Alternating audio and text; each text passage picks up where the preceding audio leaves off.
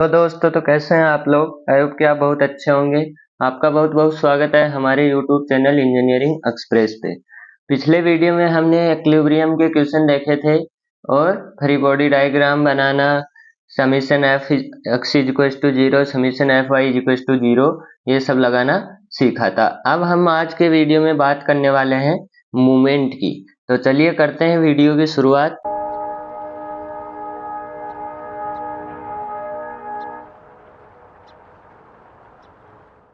सबसे पहले है हमारे पास मूवमेंट ऑफ ए फोर्स। अब मूवमेंट ऑफ ए फोर्स क्या होता है, जैसे मेरे पास कोई वस्तु है, यानी कि कोई रोड लगी हुई है और वो रोड क्या कर रही है, रोटेट करने की कोशिश कर रही है, यानी कि वो रोड यहाँ से हिंज है और उसको हमने ऐसे दीवार पे लगा रखा है। अब हम इस पे क्या कर रहे हैं, कोई फोर्स डाल रहे हैं, लेकिन ये फिर भी क्या है, इक्विलिब्रियम में है। तो ये इक्विलिब्रियम में किसके कारण होगी, ये मूवमेंट के कारण होगी। इसके ऊपर एक मूवमेंट फोर्स इधर लगेगा जो क्या होगा, इसको रोक के रखेगा। लेकिन हम यहाँ पे बहुत ज्यादा फोर्स कर देंगे तो ये रोड या तो टूट जाएगी या फिर नीचे चली जाएगी, क्योंकि जब मूवमेंट से ज्यादा हमारी फोर्स की वैल्यू हो जाएगी तो वो क्या करेगा, वो नीचे इसको चले जाने देगा या फिर रोड क्या हो जाएगी, टूट जाएगी। तो ये होता है हमारा मूवमेंट की, वस्तु की, हमारी जो होती है वस्तु, उसके रोटेशन को रोक के रखता है, उसको हम क्या बोलते हैं, मूवमेंट बोलते हैं। मूवमेंट की वैल्यू हम कैसे निकालते हैं, जैसे हमारे पास यहाँ पे कोई फोर्स लग रहा था, तो अगर हमको यहाँ से मूवमेंट निकालना है तो यहाँ से दूरी इंटू फोर्स, ये फोर्स हमारा F है और ये D1 है, तो हमारा मूवमेंट क्या होगा, F इंटू D1। ये हमारा क्या होगा, मूवमेंट। इसको डिटेल में समझते हैं। सबसे पहले आप डेफिनेशन देखिए, the movement of a force about an axis through a point और for short, the movement of a force about a point is equal to the product of the force and perpendicular distance of the point from the line of action of the force.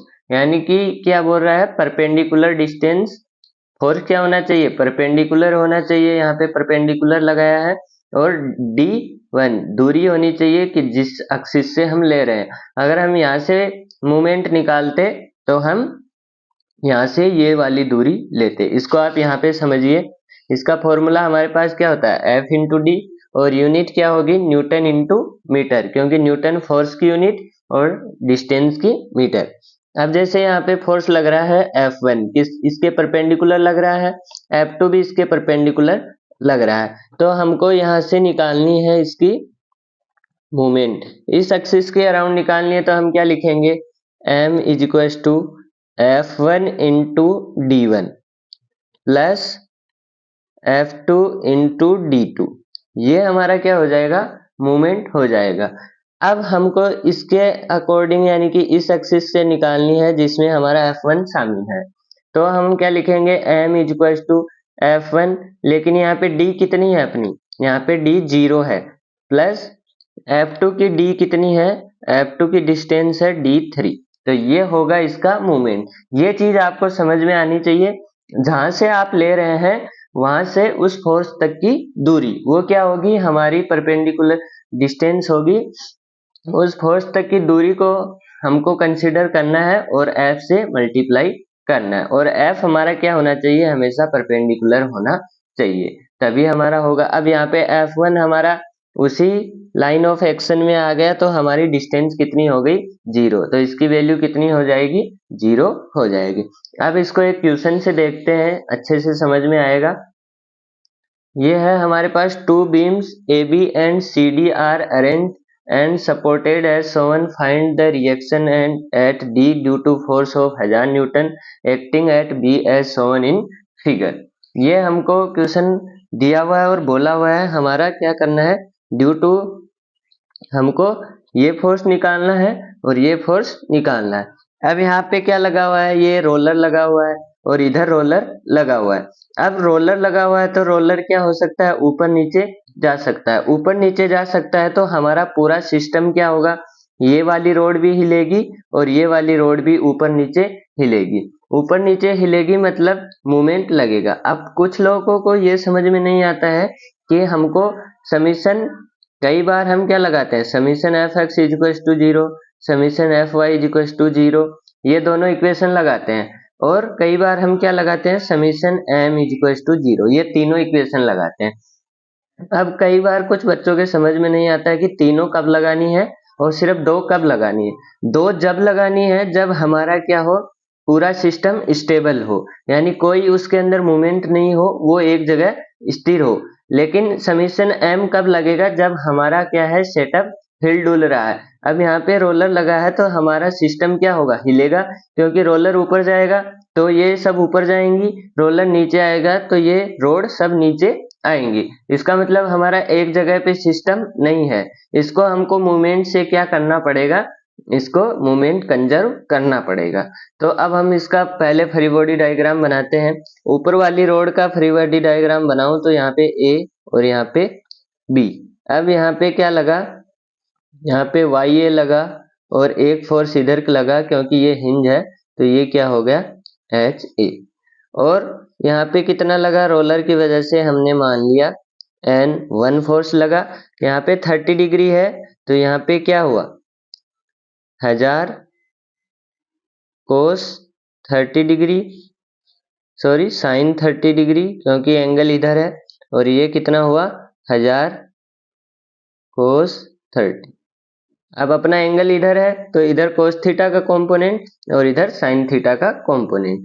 अब नीचे वाली road का बनाते हैं तो यहाँ पे क्या हुआ, वाई सी और यहाँ पे अक्स सी। यहाँ पे सेम फोर्स लगेगा क्योंकि रोलर लगा हुआ है, रोलर ऊपर भी उतना ही फोर्स लगाएगा जितना नीचे। तो ये क्या हुआ, N1 हुआ।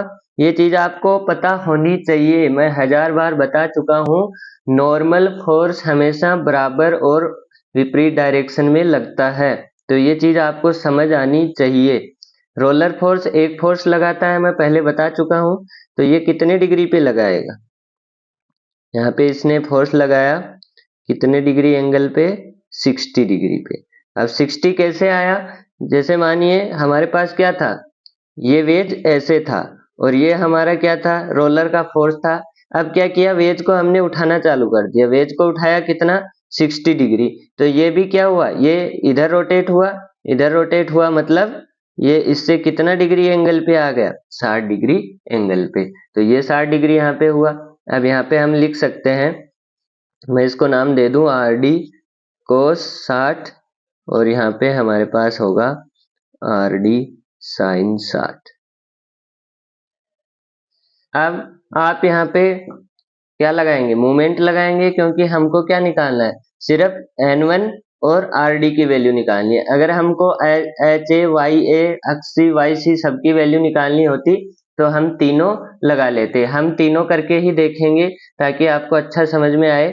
सबसे पहले मैं इसमें एक्स से लगा रहा हूं, तो यहाँ पे हमने क्या लिखा, summation F x is equal to 0।